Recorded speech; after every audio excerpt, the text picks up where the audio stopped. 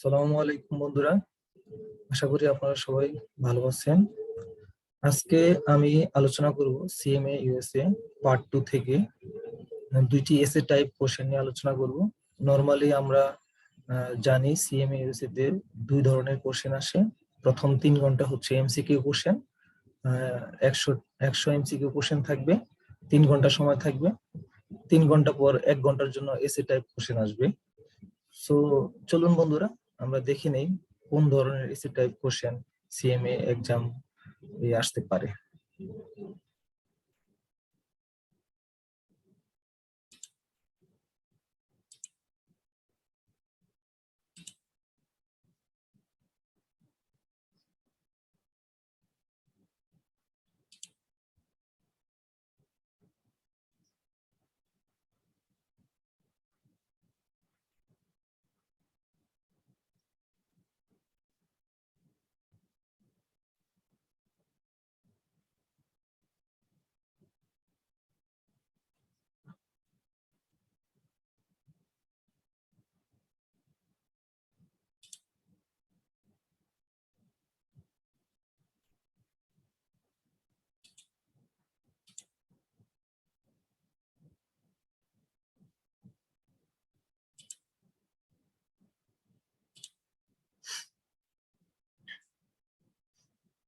ওকে বন্ধুরা, আমরা decision analysis chapter 3 pricing থেকে একটা এসএ টাইপ কোশ্চেন দেখাবো।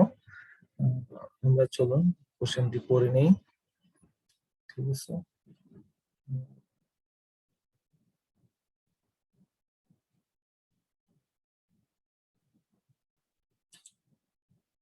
তার আগে বলে নেই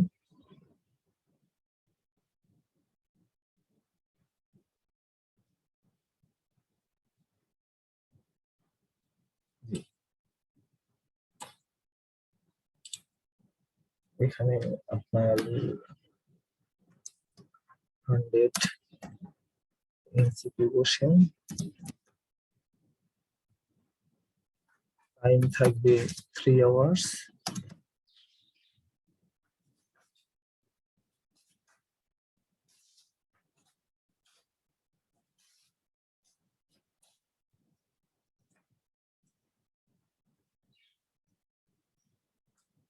বড় করে দেখি।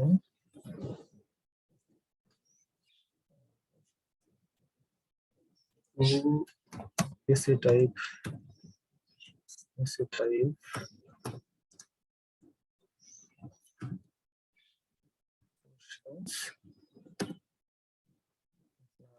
টাইম থাকবে 1 আওয়ার। 1 ঘন্টা সময় থাকবে, দুইটা এসএ টাইপ কোশ্চেন আপনারা সলভ করতে পারবেন। তো আমরা এসএ টাইপ কোশ্চেনটি দেখে যাই।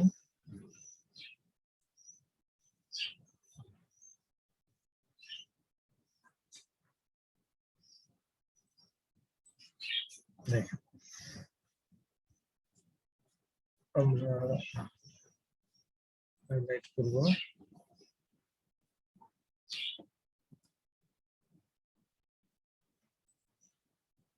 Supersonic company manufactures audio speakers. The average cost for the production of speakers are summarized below. Supersonic, the company, the fictitious company name.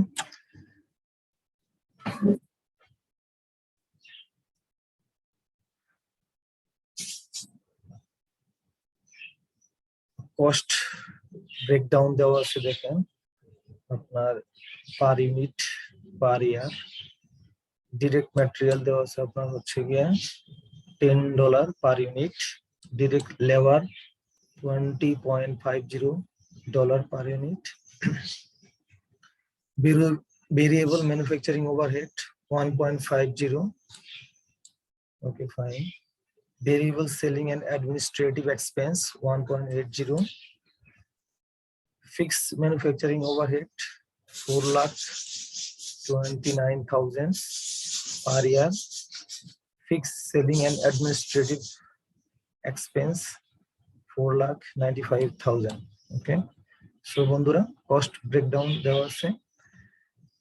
এখন আমরা কোশ্চেন পার্টে চলে আসি। The pricing calculation are based on budgeted production and sales of 33,000 units আপনার production করবে per year. The company has invested 10 lakh US dollar, 10 lakh US dollar in this product and expect a return on investment of 12%. 12% return chai, fine. The markup rate on total cost is 48%. Markup bola 48%. Cost based pricing markup add korte hoy. A recent marketing research study reveals that due to increased competition, the company must reduce the selling price to 45 US dollar. Immense competition থাকার কারণে selling price তাদেরকে কমাতে হবে to 45 US dollar in order to maintain the same level of sales volume.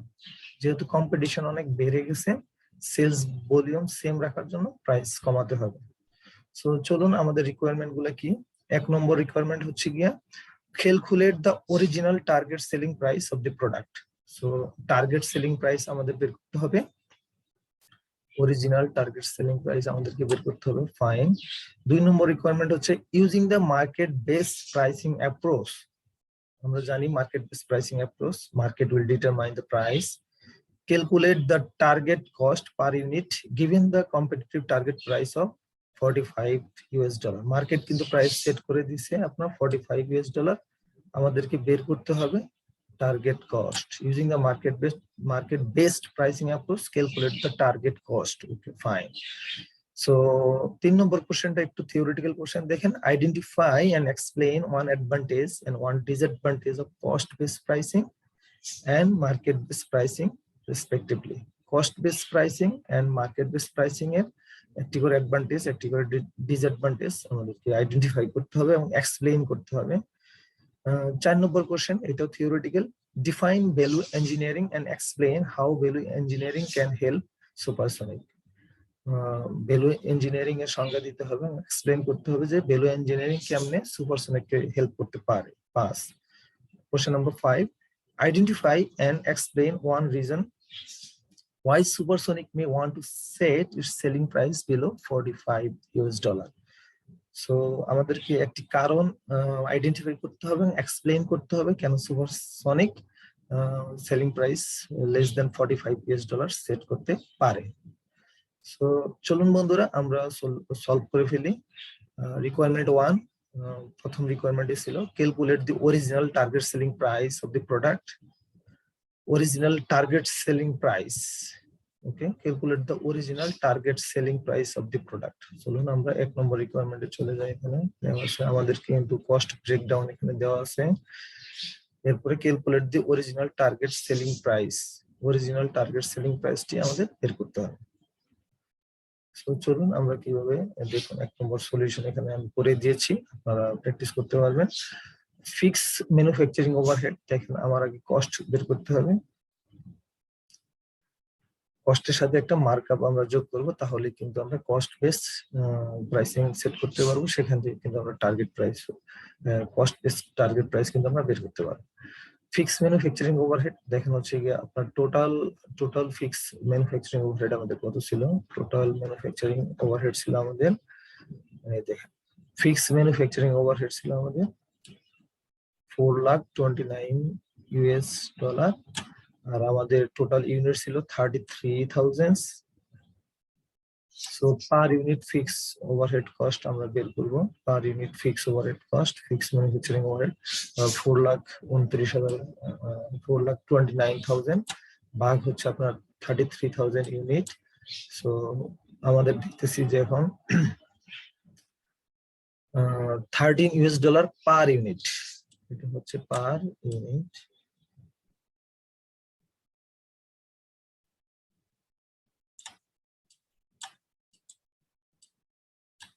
US dollar per unit, okay fine. Unit production cost, এটা হচ্ছে আমরা per unit fix cost বের করলাম, আর আমরা পার ইউনিট ভেরিয়েবল কস্ট গুলো দেখে নিই।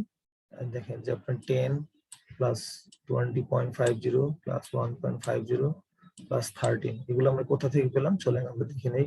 কস্ট ব্রেকডাউন স্ট্রাকচারে, কস্ট ব্রেকডাউন স্ট্রাকচার হচ্ছে গিয়ে দেখেন direct material 10, okay fine, direct labor 20.50, variable manufacturing overhead 1.50, okay fine. তারপর হচ্ছে গিয়ে এটি হচ্ছে আপনার ভেরিয়েবল ওভারহেড।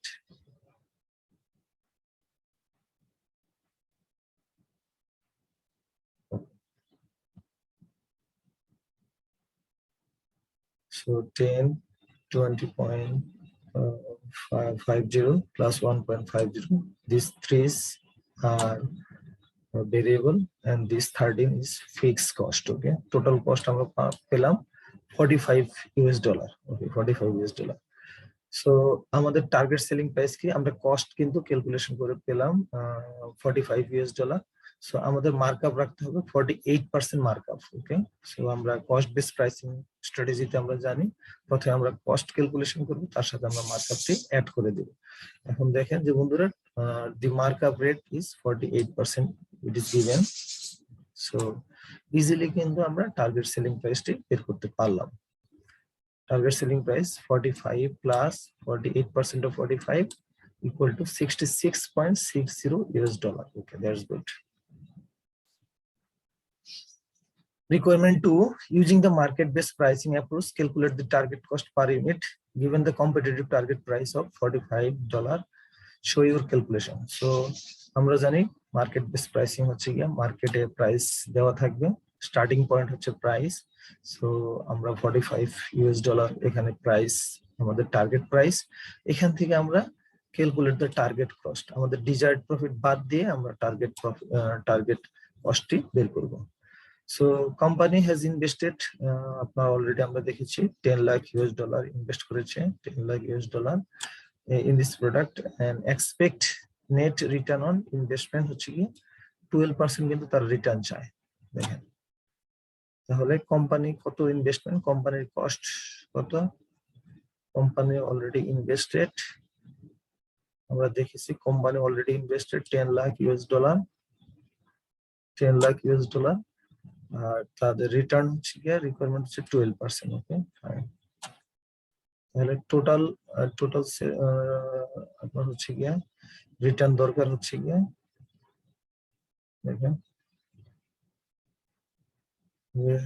আপনার হচ্ছে গিয়ে company already invested $10 lakh, return হচ্ছে গিয়ে 12%। সো আমাদের টার্গেট রেভিনিউ কত, দেখেন আমরা হচ্ছে গিয়ে এক ইউনিট আমরা সেল করবো 45 আর আমাদের টোটাল ইউনিট হচ্ছে 33,000।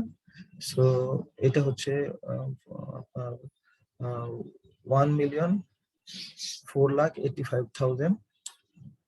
ওকে, সো লেস টার্গেট রিটার্ন, আমাদের টার্গেট রেভিনিউ যেহেতু মানে এক ইউনিট সেল করলে $45 পাবো, এক ইউনিট সেল করলে $45 পাবো।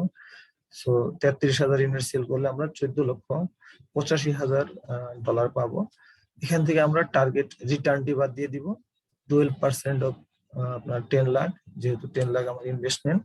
সো 1,20,000 এটা বাদ দিলে টার্গেট ফুল অ্যাবজর্পশন কস্ট হচ্ছে $13,65,000। এটা আমার হচ্ছে গিয়ে কস্ট, টার্গেট কস্ট, যেহেতু আমার টার্গেট কস্ট বের করতে হবে, এখান থেকে আমি টার্গেট কস্ট পেলাম। এখন পার ইউনিট টার্গেট কস্ট হলো 13,65,000 ভাগ হচ্ছে 33,000 সমান হচ্ছে $41.36। ওকে, সো এটা আমরা বের করে ফেললাম। এরপর রিকোয়ারমেন্ট নাম্বার 3 দেখেন, রিকোয়ারমেন্ট নাম্বার 3 তে আছে আপনার হচ্ছে গিয়ে identify and explain one advantage and one disadvantage of cost-based pricing and market-based pricing respectively. Solution হচ্ছে দেখেন যে both cost plus and market-based pricing are long-term pricing approach. তো প্রথমে আমরা যেটা বুঝি যে cost plus pricing বলেন আর market-based pricing বলেন, দুটো হচ্ছে আপনার long-term pricing approaches. Under a cost plus approach, দেখেন a company determines the full absorption cost, okay, of the products and applies a markup percentage to cover other operating cost plus a desired profit. পরিষ্কার যে আমরা প্রথমে একটা cost calculation করি, এর সাথে একটা মার্কআপ অ্যাড করি। অ্যাডভান্টেজ কি, the price is set at all level that will cover the cost fully and generate the desired markup rate. The price is set at the level that will cover the cost fully. এমন একটা price set করব যেটা হচ্ছে আপনার cost cover করবে, entire cost, এবং একটা desired markup আমরা এখানে অ্যাড করব। ডিসঅ্যাডভান্টেজ কি হচ্ছে, যেহেতু আমরা কস্ট প্লাস মার্কআপ নিব, the price may be too high, এটা অনেক হাই হতে পারে, এন্ড নট টু কম্পিটিটিভ। এমন একটা কস্ট আসলো প্লাস একটা প্রাইস, একটা মার্কআপ আমরা যদি অ্যাড করি, দেখা গেছে যে আপনার এমন একটা প্রাইস পার ইউনিট দাঁড়াবে যেটা আপনার মার্কেটে কম্পিটিটিভ প্রাইস নাও হতে পারে। The company often focus the trade off between cost markup and customer reduction. Market base প্রাইসিংটা কি দেখেন, মার্কেট বেস প্রাইসিং হচ্ছে গিয়া start with the target price. So initial starting price হচ্ছে প্রাইস, কস্ট বেসে ইনিশিয়াল স্টার্টিং পয়েন্ট ছিল cost. A target price is determined based on market factors such as how much customers are willing to pay and competitors price for similar products. So market based pricing, এটা long term pricing approach। এখানে দেখা হয় market how much willing to pay, কি পরিমাণ market pay করতে চায়, এবং competitor similar product কি পরিমাণ প্রাইস চার্জ করে সেটা আমরা দেখব। এটি হচ্ছে market base pricing. So advantage হচ্ছে the estimated price will meet the market competition price expectation. So যেহেতু মার্কেট বেস প্রাইসিং, মার্কেটের যে ডিমান্ড সেটা কিন্তু তারা মিট করবে। ডিসঅ্যাডভান্টেজ হচ্ছে to meet the target price, okay, definitely market demand অনুসারে প্রাইস সেট করব, এই কারণে target price then target cost. Company may face tremendous pressure to reduce cost. Companies may sacrifice the quality of the product to meet the short-term goal of the cost, and determining a target price can be difficult in a market where products are differentiated from one another. Okay, fine. তো আমরা যেটা বুঝতে পারলাম যে আপনার market base pricing এর একটা main disadvantage হচ্ছে গিয়ে company may have to face a tremendous pressure to reduce cost because market demands less cost than whatever the cost produced by the company. Okay, so tremendous pressure to reduce the cost. Company sometimes may sacrifice the quality of the product to meet the short-term goal of the cost, and determining target price can be difficult sometimes because might be there are differentiated products, so no similarities with one product to others. So when you are having differentiated products, then it might be tough to get a data about market price and to set your product price. Okay, 4 number requirement ছিল আমাদের, দেখেন requirement 4, define value engineering and explain how value engineering can help supersonic. Value engineering কে define করতে হবে এবং এটা কিভাবে help করতে পারে। দেখেন, ভ্যালু ইঞ্জিনিয়ারিং a systematic evaluation of all aspects of the product. Systematic evaluation হবে all aspect of the product features, all aspect of product feature নিয়ে একটা systematic evaluation and business process with the objective of reducing cost. Value engineering এর মূল objective হচ্ছে reducing cost while satisfying customer needs. কিন্তু customer needs কিন্তু satisfy করবে, that means আপনার your target is to reduce cost without compromising the quality of the product. An important step in value engineering is to identify value-added activities versus non-value-added activities. So, আপনাকে value-added activities গুলো identify করতে হবে, value-added activities and non-value-added activities গুলো কিন্তু identify করতে হবে। value-added activities আমি যদি একটু বড় করে দেখাই, দেখেন, so এই যে ভ্যালু অ্যাডেড অ্যাক্টিভিটিস, নন ভ্যালু অ্যাডেড অ্যাক্টিভিটিস, এই দুইটা কিন্তু আইডেন্টিফাই করতে হবে। ওকে, fine. The main goal of value engineering is to eliminate non-value added item, okay, non-value added cost গুলো eliminate করা হচ্ছে main goal, and to increase the efficiency of value added activities, এবং value added activities যেগুলো থাকবে সেগুলোর efficiency বাড়ানো। So value engineering এর মূল অবজেক্টিভ হচ্ছে গিয়া নন ভ্যালু এডেড কস্ট বা আইটেম গুলো আমরা এলিমিনেট করব এবং ভ্যালু এডেড যে আইটেম গুলো আছে সেগুলোর এফিসিয়েন্সি লেভেল আমরা বাড়াবো। To manage and reduce cost, the company must place emphasis of cost management efforts on the locked in cost of the product in the design stage. So to manage and reduce the cost, so আপনার কোন লেভেলে আমরা cost manage করতে পারবো, এটা mainly research and development স্টেজে কিন্তু focus করা হয়। So value engineering also involve কি আরেকটা ব্যাপার হচ্ছে, value engineering involve with functional analysis.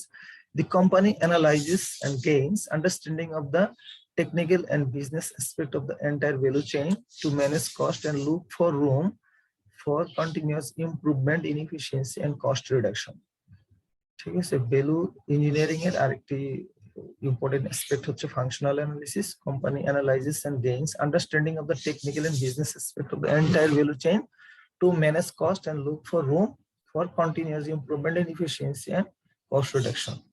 So continuous হচ্ছে গিয়ে কস্ট রিডাকশনের জন্য একটা এফোর্টস কোম্পানি দেয় আর চেষ্টা করে এফিসিয়েন্সি কিভাবে বাড়ানো যায়। এবং 5 নম্বর রিকোয়ারমেন্ট ছিল হচ্ছে গিয়ে identify and explain one reason why Supersonic may want to set its selling price below 45. Supersonic কেন হচ্ছে গিয়ে আপনার below 45 US ডলারে সেল করতে চায়, এটা আইডেন্টিফাই করা এবং এক্সপ্লেইন করা করতে হবে। Depending on the elasticity, a lower selling price may bring greater revenues. Okay, আমরা জানি যে আপনার প্রাইস ইলাস্টিসিটি অফ ডিমান্ড, আপনি যদি সেলস প্রাইস কমিয়ে দেন তাহলে আপনার হচ্ছে গিয়ে ডিমান্ড বাড়বে এবং সেটা হচ্ছে কি আপনার রেভিনিউ কিন্তু বাড়বে। As unit sales increase, the fixed cost can be covered by more contribution margin. যেহেতু আপনার unit selling price increase, as selling price increase, fixed cost কিন্তু কভার করতে পারবো এবং পার ইউনিট কিন্তু ফিক্সড কস্ট হচ্ছে গিয়ে কমে আসবে। A selling price of 45 US dollar may not be competitive in the market. এমন হতে পারে যে 45 US dollar যেটা আমরা প্রাইস সেট করেছি সেটা মার্কেটে কম্পিটিটিভ না, যে কম প্রাইস আমাদেরকে সেট করতে হবে। And Supersonic will not meet sales target the price higher than the market. এবং সুপারসনিক যদি মার্কেটের চেয়ে বেশি প্রাইস সেট করে সেক্ষেত্রেও কিন্তু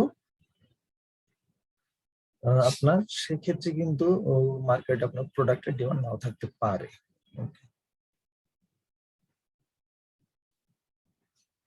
সো আমরা আরেকটি এসে টাইপ কোশ্চেন দেখবো। দেখেন এটা আমরা নিয়েছি আপনার হক ইন্টারন্যাশনাল থেকে। Nuco Incorporation, a medical supplies manufacturing company, is developing a new product. তারা একটা নতুন প্রোডাক্ট ডেভেলপ করতেছে which will compete with similar product introduced within the last year. Similar একটি প্রোডাক্ট লাস্ট ইয়ার ইন্ট্রোডিউস করা হয়েছে। Nuco strategy has traditionally been to compete on price, okay, price because of its ability to keep costs under control. So তারা কিন্তু price কিন্তু কম set করতে পারে, তাদের cost কন্ট্রোলটা অনেক high. For the new product, Nuco is planning a selling price lower than the existing product. Similar একটা product কিন্তু মার্কেটে আছে, সেই প্রোডাক্টের যে কিন্তু দাম তার কম সেট করবে, possibly appealing to a broader customer base. দাম কমায়া তারা বেশি কাস্টমার বেসটা করতে চায়। A financial analyst is determining the selling price for the new product launch. নতুন প্রোডাক্টের প্রাইস সেট করবে financial analyst. Okay, the company requires a 15% after tax return on investment. ROI হচ্ছে গিয়ে after tax 15%, and their effective income tax rate is 35%. Marketing tax rate হচ্ছে 35%. Forecasted data for the new product are shown below. Forecasted data দেখেন দেওয়া আছে। Plan investment হচ্ছে আপনার 25 lakh US dollar, annual fixed cost 3,50,000 US dollar, annual working capital 7,50,000 US dollar, direct labor per hour 25 US dollar, direct materials per pound materials 3 US dollar, variable overhead per direct labor hour 10 US dollar, annual unit sales হচ্ছে গিয়া 10,000,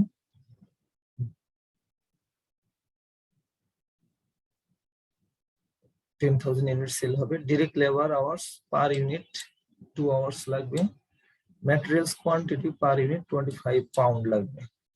Okay, direct labor hours per unit 2 hours, আমরা hours লিখি, এখানে আমরা pound লিখি।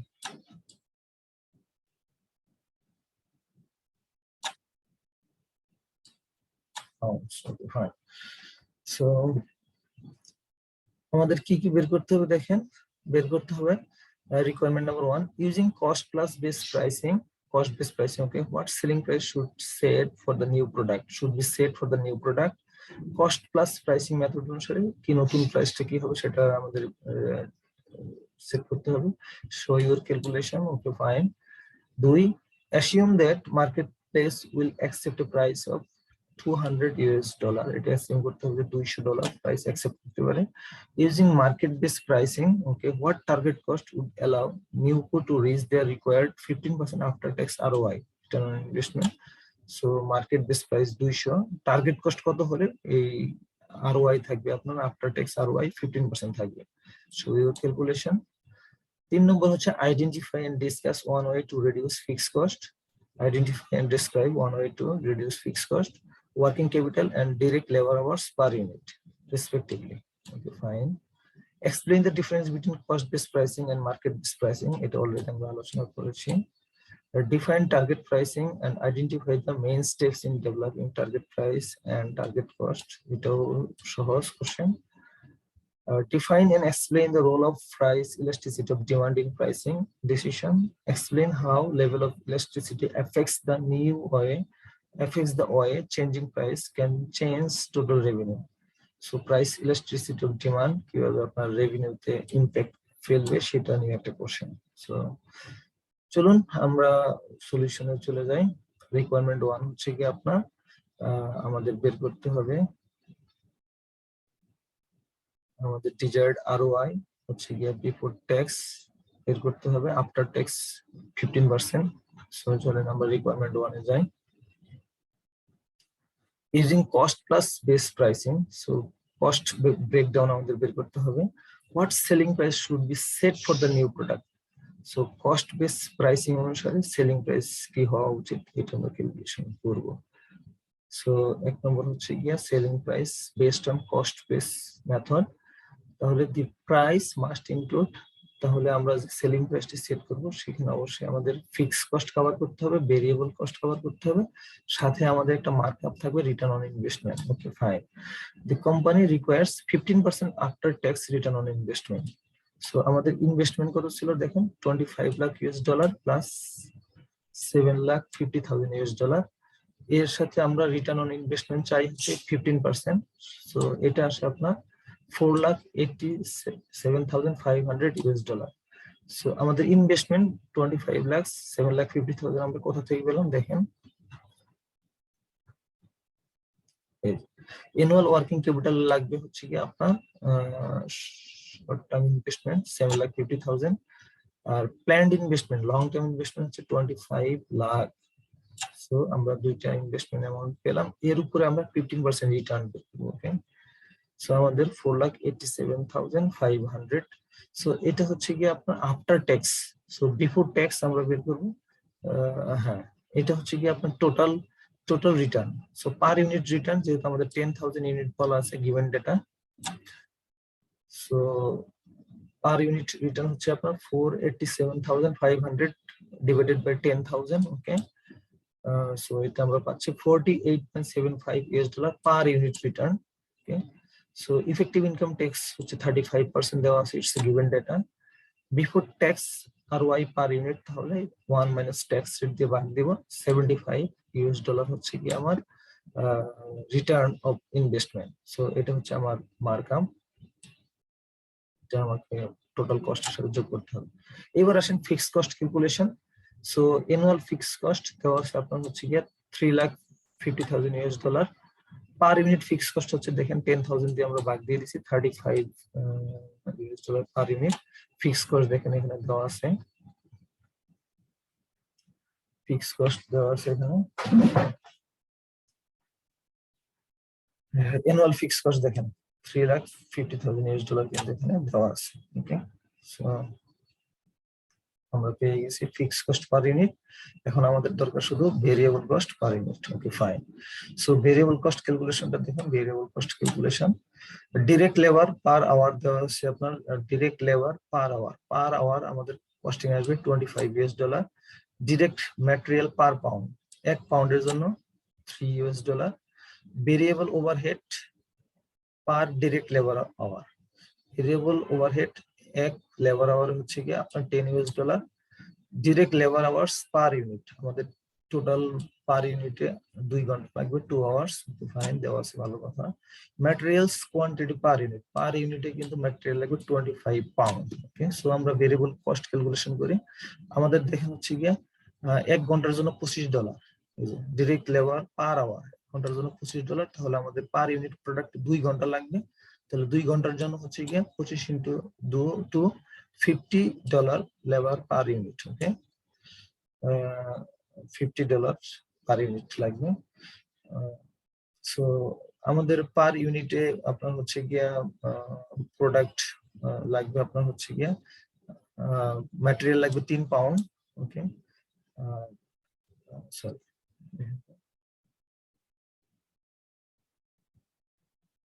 Material quantities per unit হচ্ছে গিয়ে 25 pound. ওকে, আর পার পাউন্ডের দাম হচ্ছে গিয়ে $3। ওকে, 25 পাউন্ড লাগবে একটা ইউনিট প্রোডাক্টের, 1 ইউনিট প্রোডাক্টের জন্য 25 পাউন্ড লাগবে, এবং পার পাউন্ডের প্রাইস হচ্ছে $3। সো টোটাল হচ্ছে গিয়ে $75 পার ইউনিট। ওকে, material cost.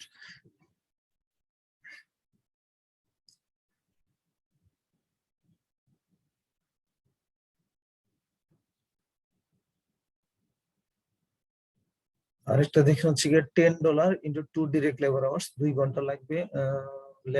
Direct labour cost হচ্ছে গিয়ে পার ইউনিট প্রোডাক্টের জন্য আপনার 2 আওয়ার্স লাগবে, আর পার আওয়ার্স হচ্ছে $10। সো $20 হচ্ছে variable cost. Okay, variable overhead per unit. So total variable cost আমরা পাবো 50, 50 প্লাস 75 প্লাস হচ্ছে গিয়ে 20, এখানে হচ্ছে 20, এটা হচ্ছে 75, আর এটা হচ্ছে গিয়ে এটা হচ্ছে আপনার 50।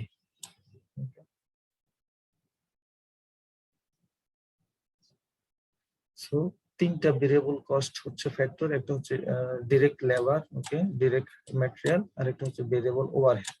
আমরা 3টাই বের করলাম, 50, 75, 20। Okay, fine. So total variable cost per unit হচ্ছে 145 unit, $145 per unit. Okay, fine. So total price হচ্ছে আমাদের এখানে fixed cost per unit 75 plus, sorry, 75 হচ্ছে আমার রিটার্ন অন ইনভেস্টমেন্ট মার্কআপ, যেটা আমরা দেখি।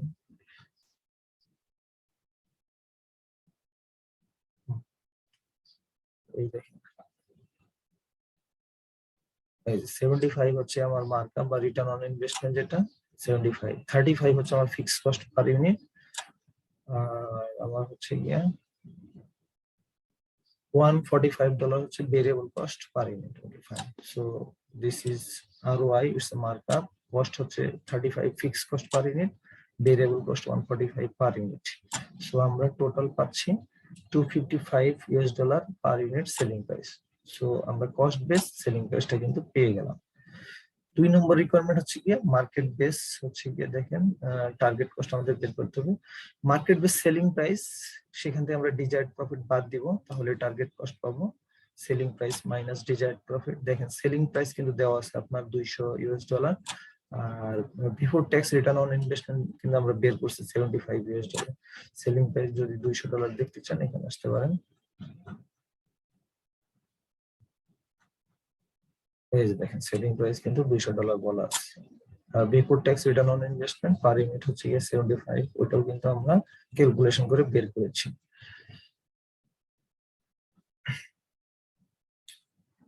তাহলে 200 minus 75 before tax return on investment per unit is equal to $125 per unit. This is our target cost. Okay, so requirement number 3 হচ্ছে to reduce fixed cost. New Cook কি করতে পারে? New Cook could reduce space, কমাতে পারে তারা, reduce sales and administrative staff. Fixed cost যেহেতু তাদের কমাতে হবে, তাহলে তারা স্পেসটা রিডিউস করতে পারে, অথবা স্টাফ লে অফ করতে পারে, কমাতে পারে। To reduce working capital, new কি করতে পারে? To reduce working capital, new could reduce inventory, inventory কমাতে পারে, রিডিউস রিসিভেবল, রিসিভেবল কমাতে পারে, or increase terms from vendor, vendors এর টার্মস এন্ড কন্ডিশনটা বাড়াতে পারে, তাহলে কিন্তু ওয়ার্কিং ক্যাপিটাল কস্ট কমবে। To reduce direct labour hours per unit, new কি করতে পারে? তাহলে চিপার ওয়ার্কার্স ম্যানেজ করতে পারে, অথবা ও ইমপ্রুভ ওয়ার্কার এফিসিয়েন্সি লেভেল কিন্তু তারা বাড়াতে পারে। রিকোয়ারমেন্ট নাম্বার 4 ছিল কি যে কস্ট বেস সেলিং প্রাইস আর হচ্ছে মার্কেট বেস সেলিং প্রাইস এর মধ্যে বেসিক পার্থক্য কি দেখেন। Cost base selling price normally আমরা অলরেডি জানি কস্ট বেস প্লাস মার্কআপ, আর মার্কেট বেস প্রাইসিং হচ্ছে market price minus desired profit সমান টার্গেট কস্ট। বেসিক ডিফারেন্স হচ্ছে স্টার্টিং পয়েন্ট। দেখেন কস্ট বেস প্রাইসিং এর স্টার্টিং পয়েন্ট হচ্ছে কস্ট মানে গিভেন কস্ট এর সাথে একটা মার্কআপ যোগ করতে হবে মার্কআপ, আর মার্কেট বেস প্রাইসিং হচ্ছে কি স্টার্টিং পয়েন্ট হচ্ছে price, market will determine the price, competitor থেকে আমরা একটা ধারণা পাবো প্লাস মার্কেট থেকে আমরা প্রাইসটা পাবো, সেখান থেকে আমাদের ডিজায়ার্ড প্রফিট আমরা বাদ দিব, আমরা market will determine the price, starting point হচ্ছে প্রাইস, ওকে, এখান থেকে আমরা বাদ দিব হচ্ছে আমাদের profit, target profit,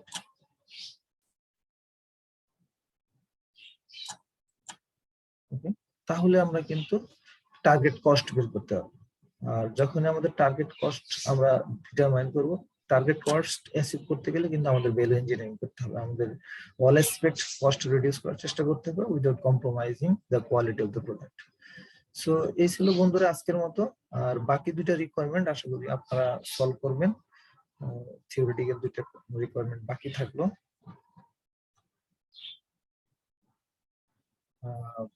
number 5 and number 6, এই দুইটা আপনারা ট্রাই করবেন, বই থেকে দেখে নেবেন।